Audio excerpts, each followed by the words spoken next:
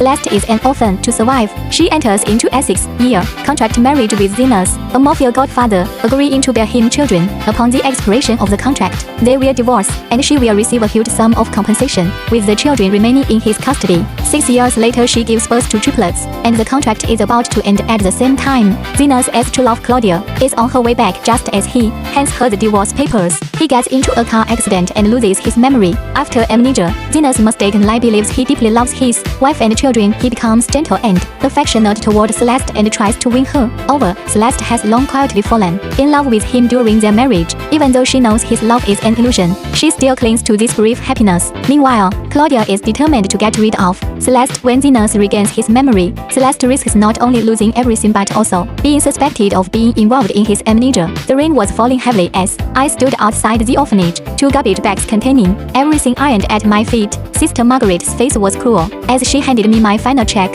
a mere 200 yuan that wouldn't last a week. 18 means you're an adult now, Celeste. The state no longer pays for your care, she said, coldly shaking her head. We need the bed for the younger children. I nodded, my head already numb to it all. 18 years in this place have taught me one thing, and that was to never expect compassion from anyone. The orphanage door closed and there was a click. And just like that, I was left alone in this world. My job working as a waitress at Rally's diner was all I had left. The pay was small and terrible, but it would keep me from sleeping on park benches for a while, at least until I could figure something out. 3 hours later, I was unemployed. You can't just sort customers, Mr. Raleigh shouted, his face filled with rage as he yelled at me. I don't care what he did. He grabbed my ass. I fired back at him, my body shaking with anger as it stood my ground, and then tried to pull me onto his lap. He's a paying customer. He's a pig. The words left my mouth before I could stop them. And if you think he should just smile and take it, you know better. Riley's face darkened with fury as he pointed at the exit door. Get out now. And that was it. There were no last payment checks, no apologies, just booted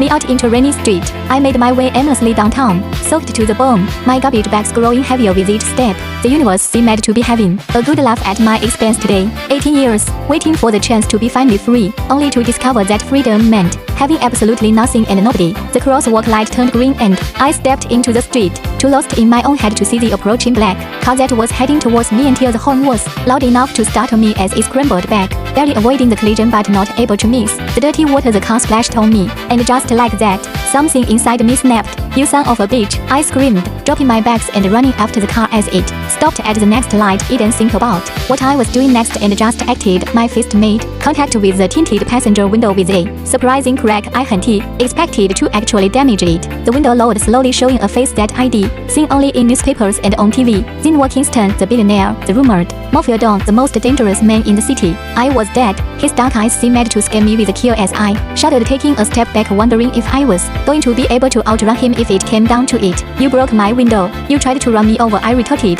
adrenaline taking control instead of my survival instinct. He chuckled as he beckoned with a nod of his head. Get in. What? Get in the car, or I'll have my driver put you in the trunk. He said it so casually, like he was offering someone a piece of chewing gum. I looked around. We were on a busy street, but it meant no one would help me at all. They all seemed to be minding their own business, but then again no one ever had. Still, getting into a car with Xenois Kingston seemed like suicide. My sins, I stammered. He nodded to his driver, who silently collected my garbage bags and placed them in the trunk. I slid into the back seat, trying to look like I wasn't afraid despite the fear that was settling in my guts like a familiar visitor. Instead of taking me to some abandoned warehouse to hide my body after killing me, Kingston directed his driver to the most expensive restaurant in the city.